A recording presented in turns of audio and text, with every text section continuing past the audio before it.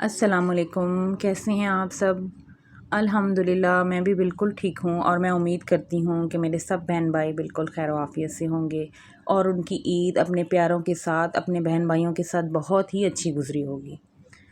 تو اللہ کا شکر ہے، اللہ تعالیٰ نے رمضان خیر و عافیت سے گزرا، عید گزر گئی، اور اب ہم جو ہیں وہ زندگی کے معاملات میں دوبارہ سے شروع ہیں۔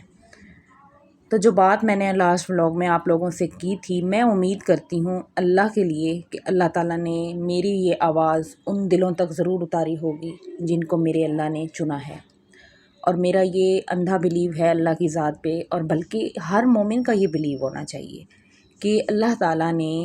ہدایت جو ہے، وہ الفاظ جو ہیں وہ صرف انہی دلوں تک اتارنے ہیں جو اللہ تعالیٰ کے مخصوص کردہ لوگ ہیں۔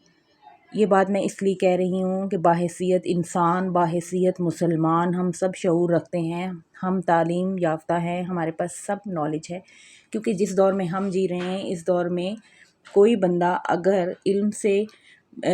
خالی بھی ہے تو پھر بھی اس کو سوشل میڈیا کے ذریعے بہت ساری چیزیں پہنچتی ہیں، اور اس کو اس چیز کی سمجھ ہے کہ غلط اور صحیح کیا ہے۔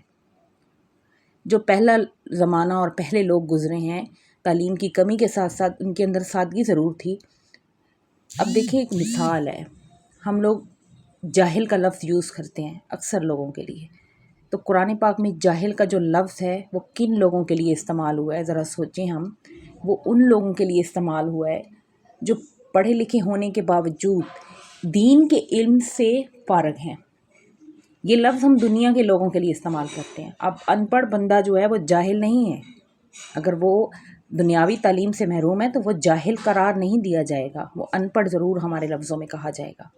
جاہل کا لفظ اس شخص کے لیے ہے جس کے پاس دین دنیا کسی چیز کا علم ہی نہیں ہے، وہ جاہل ہے در حقیقت۔ تو اللہ تعالیٰ، میں سمجھتی ہوں کہ یہ چیزیں اور یہ آوازیں اس سے پہلے جو میری زندگی گزری ہے وہ میں آپ کو بتانا چاہوں گی کہ میں بھی تعلیم یافتہ ہوں، باحیثیت مسلمان شعور رکھتی ہوں، سب کچھ تھا میرے پاس، لیکن میری جو ٹوٹی پھوٹی نمازیں تھیں، جو ٹوٹا پھوٹا عمل تھا، اس میں بہت زیادہ غلطیاں تھیں، لیکن ایک کوشش اور ایک خواہش ضرور تھی کہ میری نماز 5 وقت کی ہو، میرے گھر میں اللہ کا ذکر کیا جائے اور ان چیزوں پر عمل کیا جائے جو اللہ کے احکامات ہیں۔ میں اپنی طرف سے پوری کوشش کروں، باحیثیت انسان میں خطا ہوں، میرے اندر خطا اللہ نے رکھی ہے، ہم پرفیکٹ نہیں ہیں، 100% ہم نہیں ہو سکتے، لیکن ہم کوشش تو کر سکتے ہیں۔ اور اللہ نے میری اس خواہش کو پایا تکمیل پہنچایا۔ میرے بچے ماشاءاللہ 5 وقت کا نمازی ہیں، میرے گھر میں اللہ کا ذکر کیا جاتا ہے، اور بہت ساری چیزوں پہ میں کنٹرول پا چکی ہوں، اپنی ذات سے بھی اور اپنے ارد گرد لوگوں کو بھی اس کی طرف لا چکی ہوں۔ اور جب میں نے اس چیز کو سمجھا تو میں نے اپنے آپ کو ایک طرف سے خوش نصیب سمجھا، اور میں نے اللہ کا اس چیز کا شکر ادا کیا کہ اے اللہ کہ تو نے مجھے اپنے ان لوگوں میں چنا جو تیرے پیارے لوگ ہیں۔ تو میرا جو پیغام جن کانوں سے دلوں تک اترے گا، میں سمجھتی ہوں وہ اللہ کے چنے ہوئے لوگ ہوں گے، اور یہ آواز صرف انہی کانوں تک جائے گی جن کانوں تک میرے اللہ نے پہنچانی ہے۔ اس کے علاوہ باقی لوگوں کو اس چیز کا جو ہے وہ تقد خود کرنی ہے، کیونکہ ہمیں اب دیکھیں، میں نے رات کو بڑی اچھی مثال جو ہے وہ سنی ہے،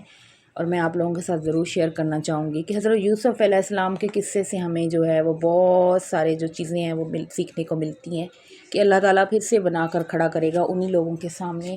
جن لوگوں نے آپ کو توڑا تھا۔ دوسری چیز جو میں نے سارے سے سیکھی ہے کہ وہ بتا رہے تھے کہ دیکھیں، آپ دعا مانگتے وقت ہم بہت ساری چیزوں کا ہمیں خیال رکھنا چاہیے۔ حضرت یوسف علیہ السلام نے جب دعا مانگی تو انہوں نے کہا کہ اللہ مجھے عورتوں کے فتنے سے بچا، اور مجھے اس سے بہتر جیل ہے، تو اللہ تعالیٰ نے ان کو جیل بھیج دیا۔ لیکن اگر وہ اس لمحے یہ بھی کہہ سکتے تھے کہ اللہ مجھے ان عورتوں کے فتنے سے بچا، جو تو میرے لیے بہتر کرنا چاہتا ہے وہ تو کر۔ اللہ تعالیٰ نے ان کے لیے بہترین کرنا تھا، وہ پیغمبر تھے اللہ کے۔ تو ہمیں جب جو مانگنا ہوتا ہے، در حقیقت جو ہم مانگ رہے ہوتے ہیں، ہمیں اس کے پس پردہ یہ معلوم نہیں ہوتا کہ یہ چیز اگر ہمیں مل جائے گی تو اس کے سائیڈ ایفیکٹ ہماری زندگی میں کیا آئیں گے یا ہمیں کیا نقصانات ملیں گے۔ تو جب بھی مانگیں اللہ تعالیٰ سے اللہ کی رضا مانگیں۔ آپ اللہ کی رضا میں راضی ہو جائیں، اللہ تعالیٰ آپ کو آپ کی رضا میں راضی کر دے گا۔ یہ آپ یقین کریں، اور جب ہم اللہ سے مانگ لیتے ہیں تو ہمارے دل میں اس چیز کا پختہ یقین ہونا چاہیے کہ جس جگہ ہم نے اپنی عرضی پیش کی ہے وہ کوئی معمولی جگہ نہیں ہے، وہ کوئی معمولی دربار نہیں ہے، وہ کوئی معمولی بادشاہ نہیں ہے جس کے بعد ہمیں یہ دل میں خیال رہے کہ پتہ نہیں میری عرضی پیش ہوئی بھی ہے کہ نہیں، پتہ نہیں میری بات سنی جائے گی۔ اپنا سٹرونگ کریں، اپنا ریلیشن اللہ کے ساتھ اتنا سٹرونگ کریں کہ آپ کو اپنی دعاؤں پہ یقین ہونا چاہیے۔ وہ ہمارا بھی وہی رب ہے جو ابراہیم علیہ السلام کا رب تھا، حضرت یوسف علیہ السلام کا رب تھا، حضرت موسیٰ علیہ السلام کا رب تھا، میرے نبی پاک صلی اللہ علیہ وسلم کا بھی وہی رب ہے۔ وہ اللہ کے نیک اور پیارے بندے تھے، ہم بھی ان فہرست میں شامل ہو سکتے ہیں۔ ہم